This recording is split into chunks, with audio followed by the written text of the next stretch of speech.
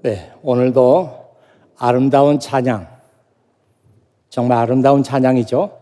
이 찬양을 통해서 하나님께 영광을 돌리고 우리 교우들에게 하나님의 사랑과 은혜를 전해주는 우리 성가대원들, 오케스트라 단원들, 우리 감사와 격려의 박수 한번 드리겠습니다. 예.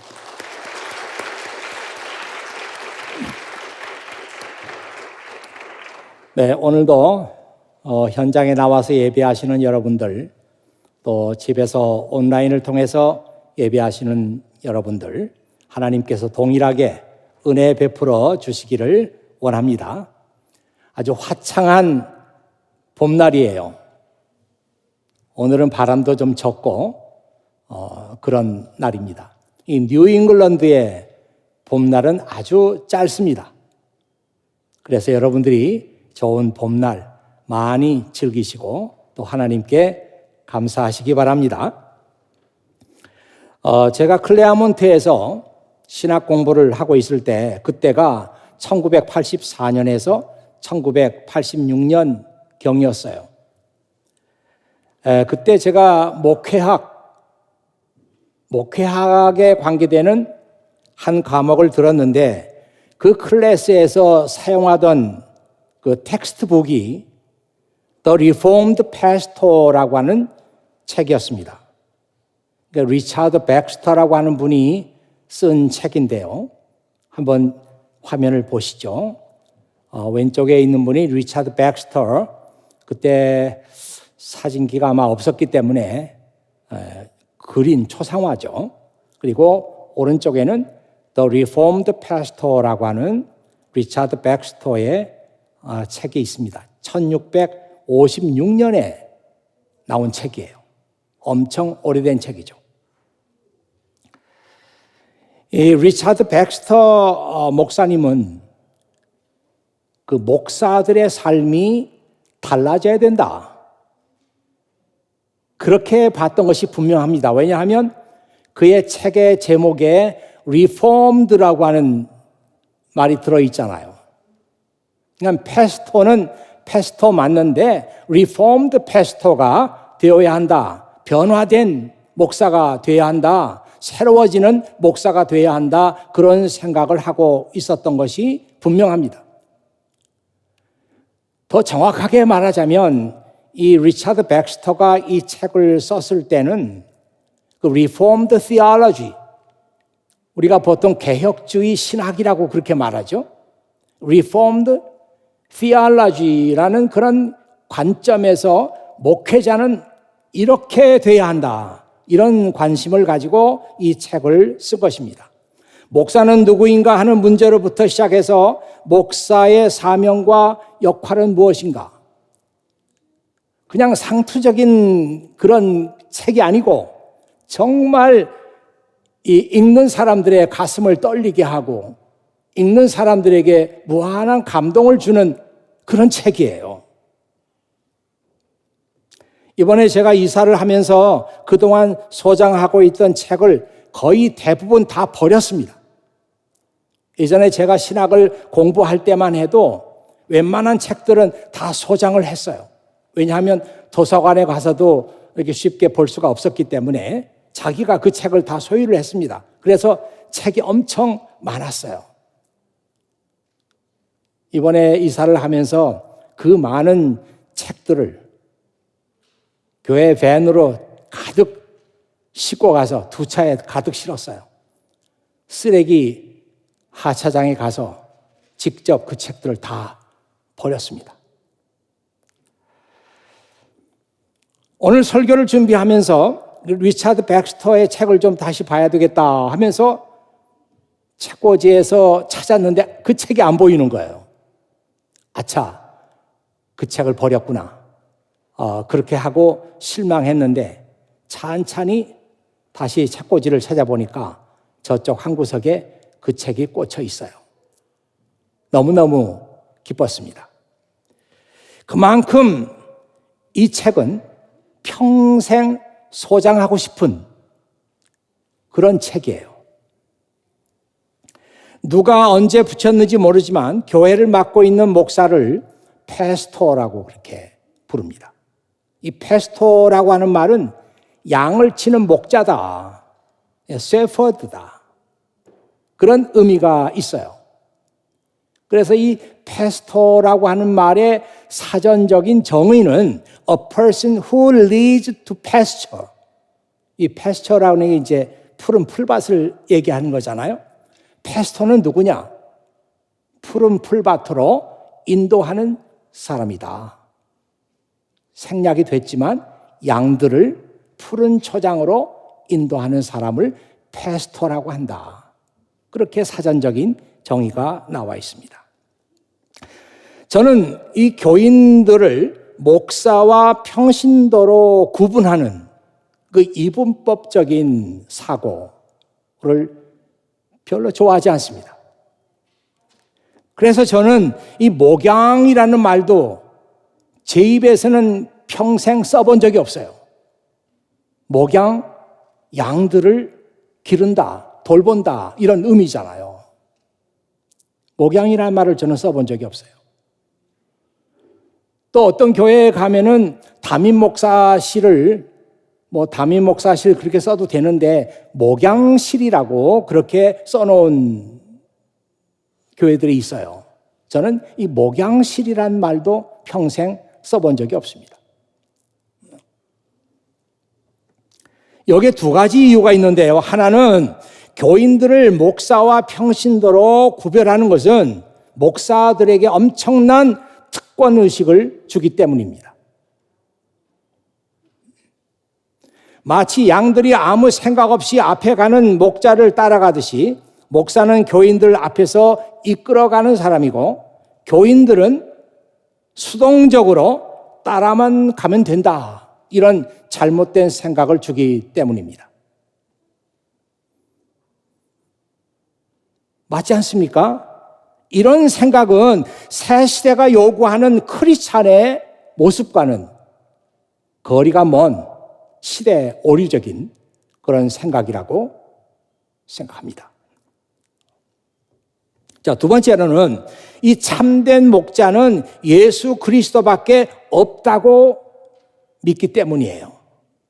예수님께서 친히 나는 선한 목자다 이렇게 말씀하셨습니다.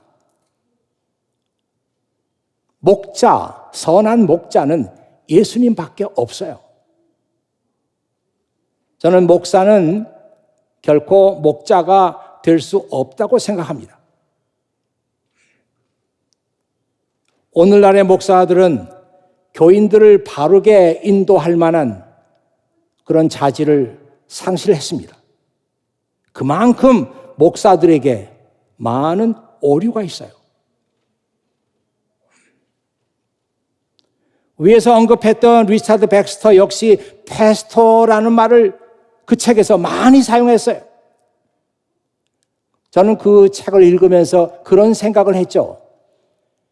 야, 참 목사를 패스토라고 부르는 것이 참 마땅치 않는데 그래도 이 리차드 백스터 같은 이런 사람, 이렇게 하나님의 일에 완전히 헌신한 사람이라면 패스토라고 하는 이름을 붙일 수가 있겠구나, 그런 생각을 했습니다.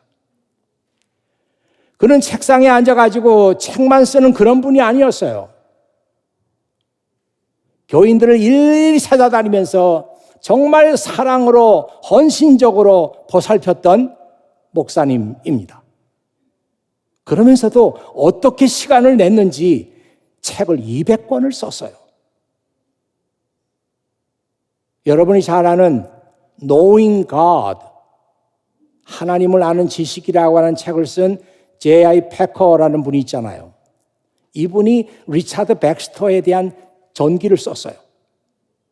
쓰면서 그는 이렇게 말했죠. 리차드 백스터는 성자다. 정말 존경하지 않을 수 없는 목사다. 그런 찬사를 그 책에 썼습니다. 현재 가톨릭 교황은 266대 프랜시스라고 하는 이름을 가진 교황입니다. 이분의 본래 이름은 길어요. 호르에 마리오 베르고 글리오라고 하는 아르헨티나 분이에요. 이 교황으로 부임을 하게 되면 보통 이름을 바꾸는 것이 관례입니다. 근데 이분은 평상시에 프랜시스라고 하는 수도사, 중세계 수도사를 존경했어요. 가난과 겸손과 청빈의 삶을 살았던 프랜시스를 동경했습니다. 그래서 교황이 되고 나서 자기 이름을 프랜시스로 바꾼 거예요. 이분은 부임 초기부터 엄청난 화제를 몰고 다녔습니다. 생각하는 것과 말과 행동이 파격적이었기 때문이죠. 그때 이미 그는 나이가 많았는데 그럼에도 불구하고 말이나 행동이 파격적이었어요. 이 프랜시스 교황이 2014년 8월에 한국을 방문했습니다. 그때도 그 행동이 너무 파격적이어서 많은 화제를 불러왔습니다. 이 교황이 한국 방문을 거의 마쳐갈 무렵에 가톨릭 성직자들만 모아놓고 따로 강연을 했어요. 그때 그가 성직자들을 앞에 놓고 이런 말을 했습니다. 여러분의 몸에서 양의 냄새가 나는 목자가 되어야 합니다. 지금 화면에 이 프랜시스 교황이 나와 있고 그가 했던 핵심적인 구절이 지금 보이고 있습니다. Be shepherds with the smell of your sheep. 당신들이 돌보는 그 양의 냄새가 나는 그런 목자들이 되십시오. In the midst of your people, like Jesus, the good shepherd. 우리의 선한 목자이신 예수님께서 그러셨던 것처럼 여러분이 돌보는 그 사람들의 중심에 들어가서 양의 냄새가 나는 목자들이 되십시오. 저는 그 말을 뉴스를 통해서 보면서 양의 냄새가 난다고 하는 말은 양 속으로 들어가서 그들과 함께 대화를 나누고 그들과 함께 시간을 보내고 그들과 함께 삶의 느낌을 공유하고 그래서 그 사역자들의 몸에서 양의 냄새가 나야 한다. 그렇게 그 말을 이해를 했어요. 좀 유감스러운 것은 이 프랜시스 교황 역시 양과 목자라고 하는 전통적인 이분법적인 그런 생각에서 벗어나진 못했지만 사역자들의 몸에서는 양의 냄새가 나야 합니다. 이 얘기는 아주 신선한 충격이었어요. 사역자들의 몸에서 그 사역자가 돌보는 양의 냄새가 나야 한다면 오늘 크리스찬들의 몸에서는 무슨 냄새가 나야 할까? 이것이 오늘 여러분에게 제가 드리고 싶은 얘기입니다.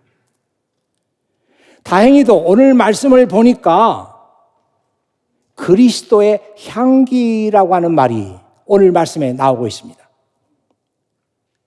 New Translation 바이블에 보면은 Our lives are a Christ-like fragrance rising up to God. 우리들의 삶은 하나님께 올려지는 그리스도와 같은 fragrance, 향기죠. 향기가 되어야 합니다.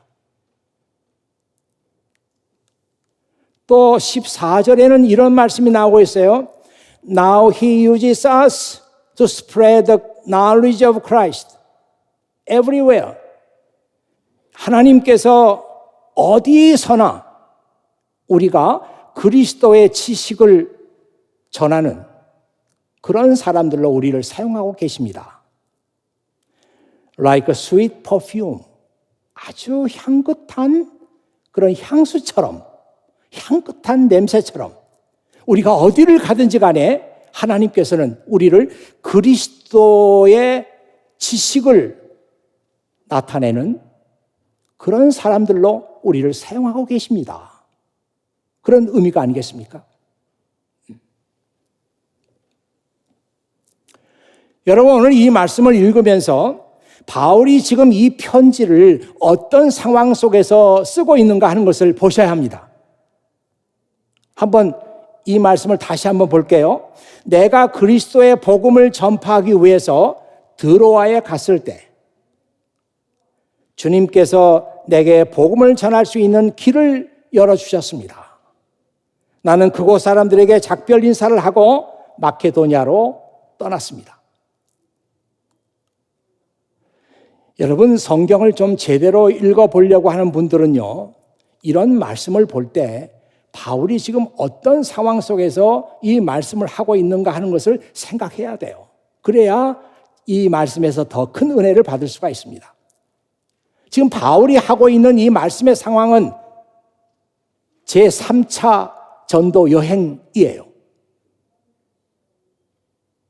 여러분 아시겠지만 바울은 제2차 전도 여행을 하면서 드로아라는 곳에 갔었어요. 드로아에서 그는 환상을 보았죠. 마케도니아 사람들이 그 환상 속에 나타나가지고 이리로 건너와서 우리에게 복음을 전파해 달라는 그런 환상을 봤어요. 그리고 그는 마케도니아를 떠나서 배를 타고 빌립보라고 하는 마케도니아 그 도시 지역의 첫 성으로 그가 들어갔습니다. 자, 이런 그 상황을 한번 여러분이 그려보세요. 2차 전도 여행 때 드로아에서 환상을 받고 그 환상을 따라서 빌립보 마케도니아 땅으로 들어가서 복음을 전파했어요. 그런데 다시 한번 바울은 지금 그 땅을 방문할 그런 찰나에 있는 거예요. 드로아에까지 왔어요. 거기다가 무슨 일인지 디도가 만나기로 한 디도가 오지 않아서 마음이 좀 불편했지만 상관하지 않고 마케도니아로 배를 타고 들어갔다. 오늘 말씀에 그렇게 되어 있잖아요. 이 말씀이 얼마나 중요한 말씀인가. 지금 여러분 유럽을 한번 보세요. 그 유럽을 보면 모두가 다 기독교 국가예요. 유럽이 기독교 국가가 되고 복음으로 그들이 이렇게 복음을 듣게 된 이유가 어디 있는가? 그때 바울이 환상을 따라서 에게 바다를 건너서 그 빌립보로 들어갔던 여기서부터 유럽 전역에 예수 그리스도의 복음이 전파되게 된 것입니다. 제가 언젠가 한번 여러분에게 소개를 드린 바가 있습니다만은 저는 이 말씀이 너무 좋아가지고 아주 딱 제 컴퓨터에다가 보관해 놓고 있는 말씀이에요. 이 말씀을 한번 같이 보도록 하겠습니다. 좀 긴 말씀인데요. A Christian historian said, the ship that carried the Apostle Paul carried the history of the world in it. 어떤 그 역사가가 말하기를 그때 사도 바울을 운반했던 그 배 속에 세계 역사가 들어있었다 이 말이에요.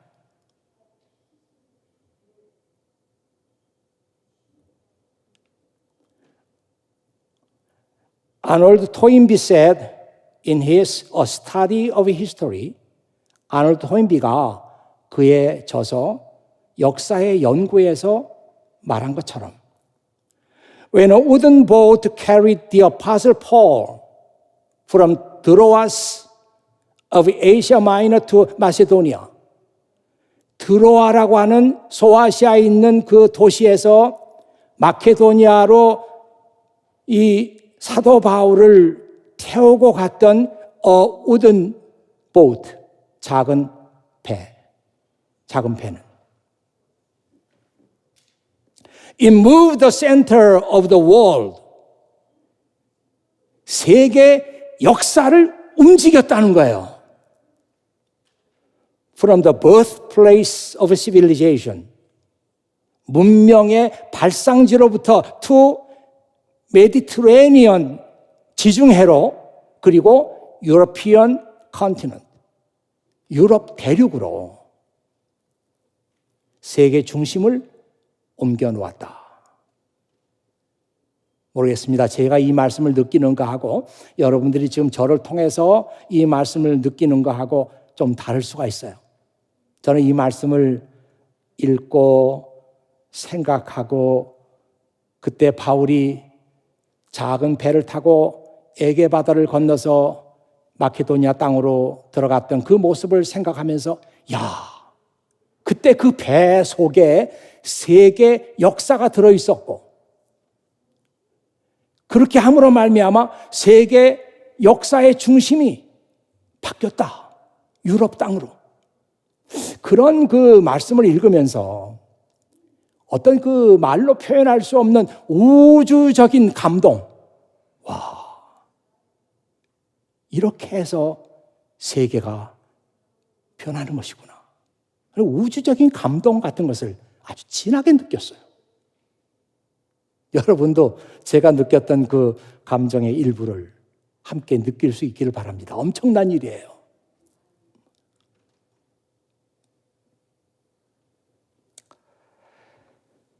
지금 바울은 두 번째로 빌립보를 비롯한 마케도니아 도시를 방문하고 있지 않습니까?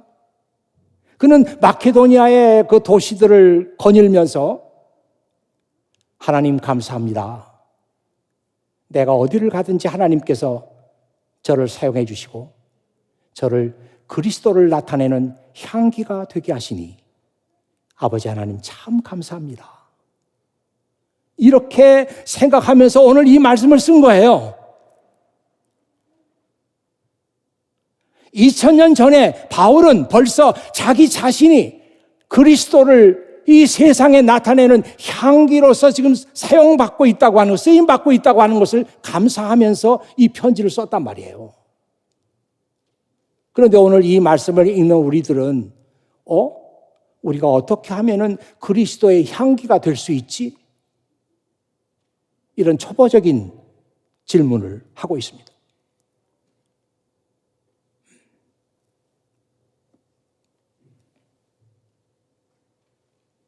제가 아주 오래전에 우리 교회 장로님 두 분과 함께 전도 폭발 훈련을 받기 위해서 워싱턴 지구촌 교회에 간 적이 있었어요.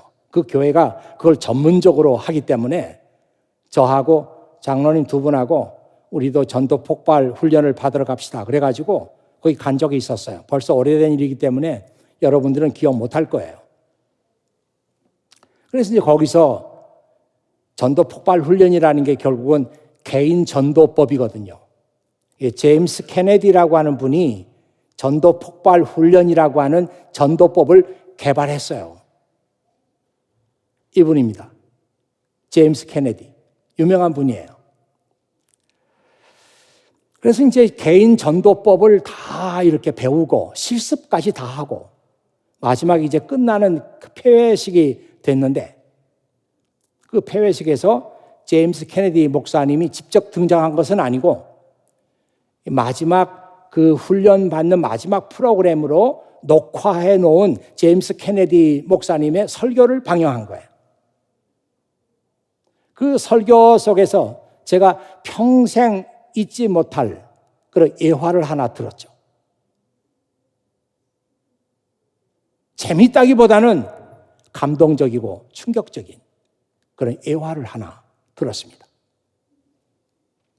그 목사님이 이 설교 마지막에 다 가서 이런 얘기를 하세요. 알렉산더 대왕이 있었는데 이 알렉산더 대왕이 가장 싫어하는 것은 비겁한 것이었다. 그래서 알렉산더 대왕은 전쟁을 하다가 자기 병사들이 도망가다가 잡혀온 병사들 가차없이 많은 사람이 보는 앞에서 처형을 시켰다고 합니다. 비겁한 놈들이니까. 그런데 어느 날 전쟁이 두려워가지고 도망가다가 한 병사가 잡혀왔어요. 알렉산더 앞에 이 병사가 끌려갔는데, 딱 보니까 너무 마음이 안 든 거예요. 파란 눈을 가진 소년이었는데 나이도 어리고 앳된 병사였어요. 그래서 측은한 마음이 들어가지고 이 병사를 죽이고 싶지가 않은 거예요. 그래서 아주 인자한 목소리로 물어봤어요. 너의 이름이 무엇이냐? 그랬더니 이 병사가 겁에 질려가지고 제 이름은 크리스찬입니다. 알렉산더입니다. 뭐라고? 너의 이름이 뭐라고? 이 겁에 질린 병사가 제 이름은 알렉산더입니다. 공교롭게도 이 도망가다가 잡힌 이 병사와 알렉산더 대왕의 이름이 똑같았던 거예요. 분노에 찬 알렉산더가 이 병사에게 소리를 지릅니다. 이놈아! 내 이름이 뭐라고? 알렉산더입니다. 그랬더니 이 알렉산더가 이 병사의 멱살을 확 잡으면서 야 이놈아! 내 이름을 바꾸든지 아니면 너의 태도를 바꿔라 하고서 고함을 질렀다고 하는 얘기를 하세요. 제임스 케네디 목사님이. 그러면서 그 제임스 케네디 목사님이 참석한 분들에게 묻습니다. 하나님께서 여러분들의 이름을 물으실 겁니다. 너희들의 이름은 무엇이냐?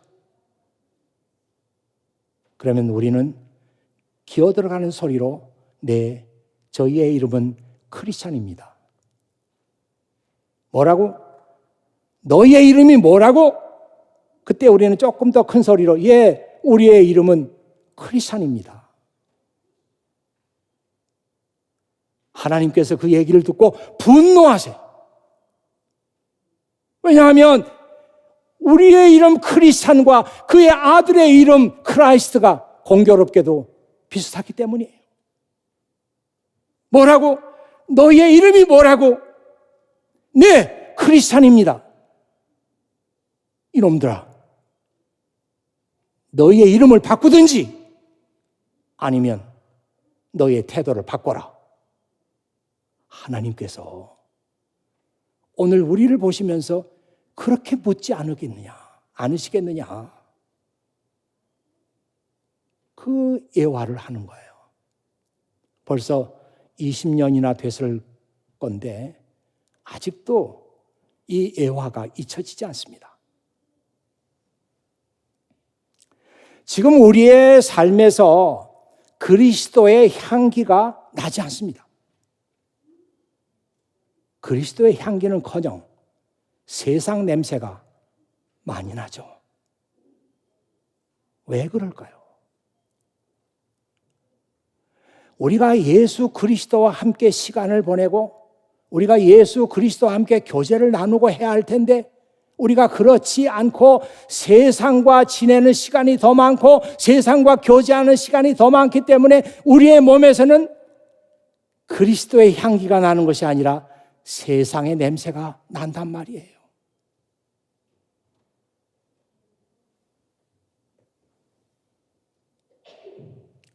양들과 함께 많은 시간을 보내야 우리 몸에서 양의 냄새가 나는 것인데 그리스도와 함께 보내는 시간이 많아야 우리 몸에서 그리스도의 냄새가 나는 것인데 우리가 그렇지 못하단 말이에요.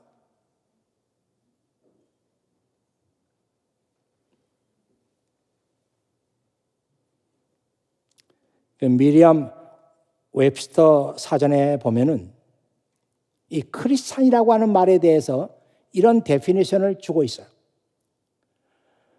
제가 그 미리암 웹스터 사전이나 이런 것들을 많이 보는 이유가 있어요. 이 목사들은 신학 훈련을 받은 사람들이기 때문에 크리스찬이 뭐냐, 구원이 뭐냐 하면 다 전문적인 말로 어렵게 얘기를 하죠. 근데 교인들의 마음에 그렇게 와 닿질 않아요. 그런데 이제 웹스터 사전이나 이런 데를 보면은 아주 일반적인 말로 풀어서 크리스찬이란 누군가 쉽게 얘기를 하거든요. 여러분 마음에 와 닿을 거예요. 거기 이렇게 데피니션이 나와 있습니다. One who professes belief in the teaching of Jesus. 크리스찬이란 누구냐? 예수 그리스도의 교훈에 대한 믿음을 고백하는 사람을 크리스찬이라고 한다. 일반적인 사전에서 지금 데피니션을 내리고 있는 거예요. 아주 짧지만, 간결하지만, 신학적인 내용은 좀 부족할지 모르지만 이 말씀이 우리에게 주는 메시지가 있어요. 크리스찬은 누구냐? 예수님의 교훈을 믿고 이 말씀이 진리입니다. 이렇게 고백하는 사람들. 이게 크리스찬들이다. 이 말씀을 읽으면서 여러분 스스로에게 이 말씀을 한번 적용해 보세요. 크리스찬은 누구냐? 예수님의 말씀을 따르고 실천하는 사람들이에요. 그런데 우리가 그렇게 살지 못하고 그리스도의 말씀이 아니라 내 생각을 따라 살고 이렇게 한다면 대단히 죄송하지만 우리는 크리스찬이라고 하는 이름을 가질 자격이 없는 거예요.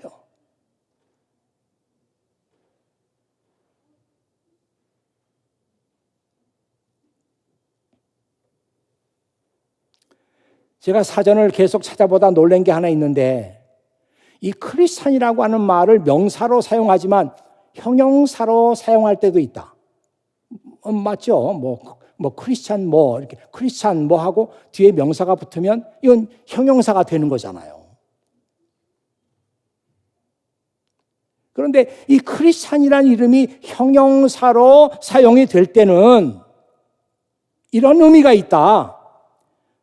Treating people in a kind or generous way.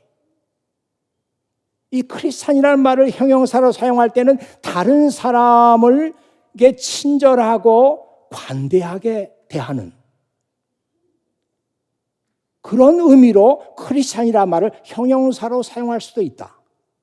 그렇게 나와 있어요. 그거 재밌다. 그래서 또 다른 그 사전을 좀 찾아봤더니만 이 형용사로 사용될 때 이 크리스찬이라는 말이 decent라는 말은 아주 품위가 있다 이 말이에요. 또 하나 의미가 있는데 respectable 이 말은 존경할 만하다 그런 형용사잖아요. 그러니까 크리스찬이라는 말을 쓸 때 형용사로 쓰게 되면 아주 품위가 있고 존경할 만하고 그리고 다른 사람들에게 친절하게 대하고 관대하게 대하고 그런 의미가 있다는 거예요. 상당히 사전을 찾아보다가 생각지 않는 인사이트를 얻게 됐어요. 여러분 사도행전 11장 26절에 보면 제자들은 안디옥에서 처음으로 크리스찬이라고 불려졌다 그런 말이 나오잖아요. 바울과 바나바가 함께 사역하면서 1년 동안 안디옥 교회에서 열심히 가르쳤어요. 그 결과 안디옥의 시민들이 그 크리스찬들, 그 사람들을 보면서 저 사람들은 크리스찬이다 이런 이름을 붙여줬다는 겁니다. 아마 여러분도 그렇게 알고 있겠지만 많은 사람들이 그때 그 크리스찬이라고 하는 말은 조롱의 의미가 있었다. 그렇게 알고 있는 분들이 많아요. 근데 저는 그렇게 생각하지 않습니다. 아니, 바울과 바나바가 열심히 그리스도의 말씀을 전파했고 가르쳤고 하나님의 말씀을 따라 살게 만들어 놨더니 그 안디옥 시민들이 저 사람들은 크리스찬이야 이렇게 불렀는데 거기 조롱의 말이 들어있다고. 잘 이해가 안 갑니다. 그것보다는 안디옥 시민들이 저 사람들을 바라보면서 저 사람들은 참 친절한 사람이구나. 저 사람들은 어떻게 인정이 저렇게 많을까? 저 사람들은 정말 사람으로서 품위가 있어. 저 사람들은 정말 존경할 만한 사람들이야. 그렇게 봤단 말이에요.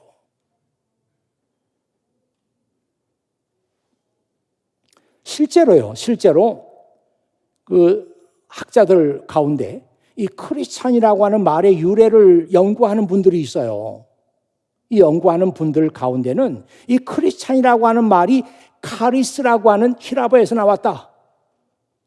카리스라고 하는 히라보에서 나와. 이 카리스라고 하는 말은 호의적으로 반응하게 만드는 매력, 이런 의미가 있단 말이에요.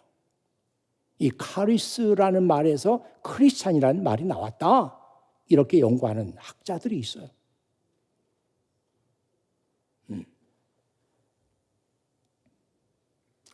여러분, 바울은 이렇게 고백합니다. 나는 그리스도와 함께 십자가에 죽었습니다. 이제는 내가 사는 것이 아니라 내 안에 계신 그리스도께서 사시는 것입니다. 네, 정말 엄청난 신앙 고백입니다. My old self has been crucified with Christ.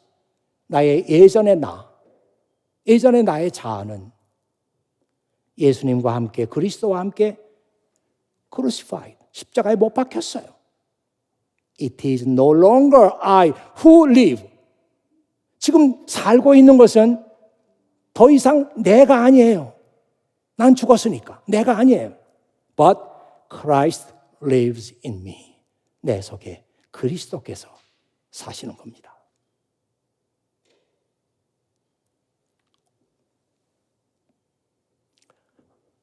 분명하잖아요. 정말 크리스찬들은 누구냐? 내 안에 그리스도가 사는 사람들이 크리스찬이에요. 왜 우리 몸에서 향기가 나지 않는가? 그리스도의 향기가 나지 않는가? 내 안에 그리스도께서 살지 않기 때문이에요. 내가 살고 있어요. 여전히 내가 살고 있어요.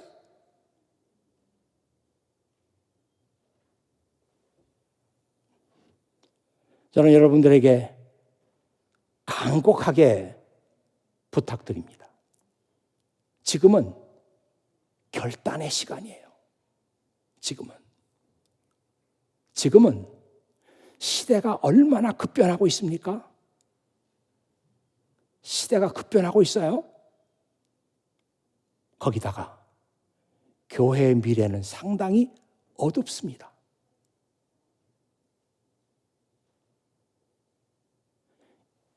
역사가 이렇게 흘러가고 있는데 이 속에서 하나님은 지금 무엇을 원하고 계시는가? 여러분들이 더 이상 대충 믿음 생활 하지 말라는 거예요. 지금은 결단의 시간입니다. 정말 내 속에 그리스도께서 사셔야 하는 때란 말이에요. 그것이 교회의 역사를 새롭게 시작하라고 하는 하나님의 음성입니다. 지금 너희들 가지고는 안 돼. 그러나 너희가 지금이라도 결단하고 예수 그리스도에게 여러분의 인생을 totally 커미트먼트 할 수 있다면 너희들을 통해서 교회를 새롭게 시작하겠다. 이것이 하나님의 뜻이에요. 이제는 예전에 해왔던 관행대로, 관습대로 그냥 대충 주일날 식구들과 함께 교회 가는 것, 그것으로 여러분의 책임을 다했다고 생각하지 말고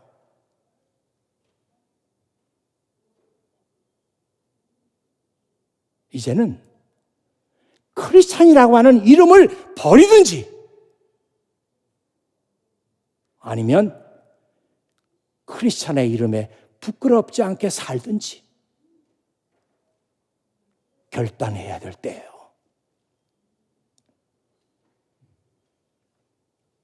어떡하시겠습니까? 오늘 목사님의 설교는 간절한데, 그건 목사님 얘기지 뭐. 교회 떠나면 그만입니까? 아니에요. 이건 정말 아닙니다. 이건 저에게 중요한 것이 아니고 하나님께 중요한 일이에요. 지금 이 시대를 이렇게 이끌고 나가시는 이 하나님의 손길을 여러분들이 아셔야 된단 말이에요. 여러분을 지금 하나님께서는 진실한 크리스천으로 만들기를 원하고 계세요. 그런데 계속해서 옛날식으로 살겠다고요?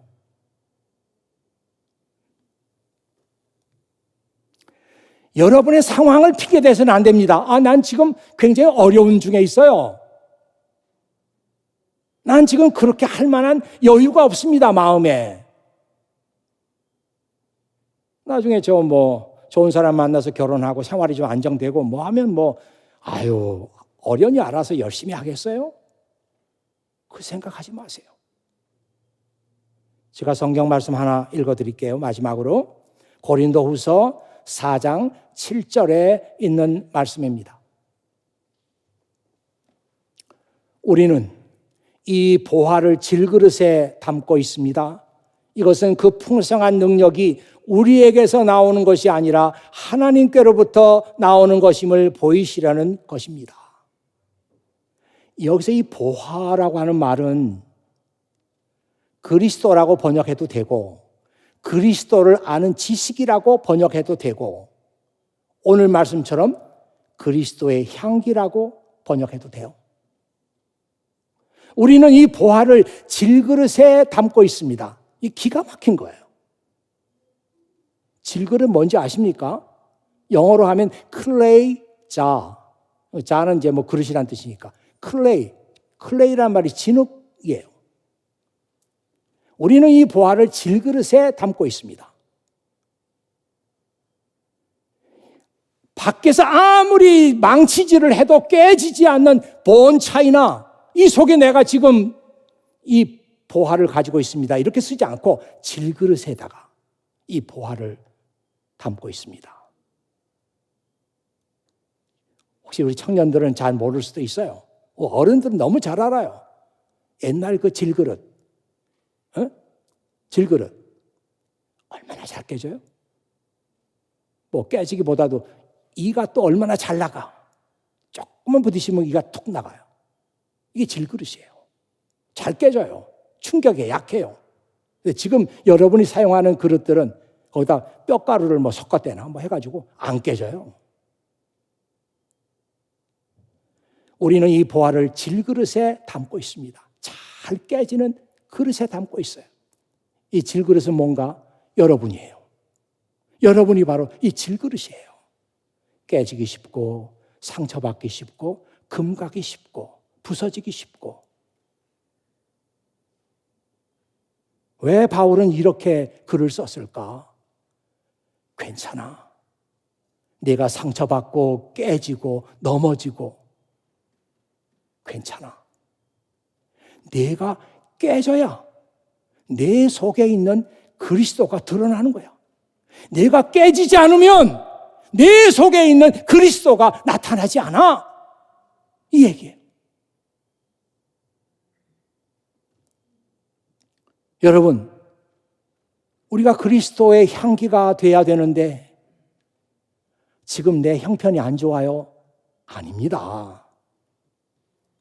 여러분들이 지금 힘든 과정 속에 있어도 그 힘든 과정 속에서 질그릇이 깨지면 그 속에 있는 향기가 온 세상에 퍼지는 거예요. 뉴잉글랜드의 4월달 지났습니다만 4월은 바람이 많아요.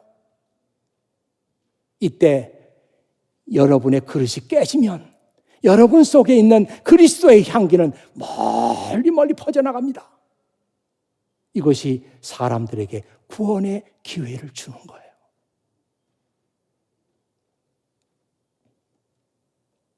우리가 어렵고 힘든 상황 속에 있을 때 우리를 통해서 그리스도의 향기는 더 진하게, 더 강렬하게, 더 많은 사람들에게 더 멀리 전파된다는 사실을 여러분 기억해 주시기 바랍니다. 기도하겠어요. 아버지 하나님 감사합니다. 아버지 하나님께서 꼭 필요한 말씀으로 저희들을 찾아오시고 이 말씀을 통해서 은혜를 주시니 진심으로 감사드립니다. 아버지 하나님, 사랑하는 우리 케임브리지 교회 교우 한 사람 한 사람들이 오늘 하나님의 말씀으로 감동받게 하시고 하나님의 말씀으로 변화되게 하시고 이 세상을 살아가면서 내가 어떤 형편과 어떤 처지에 있든지 간에 그리스도의 향기를 전파하는 그런 사람들이 되게 해 주시옵소서. 우리 구주 예수 그리스도의 이름으로 기도하옵나이다. 아멘.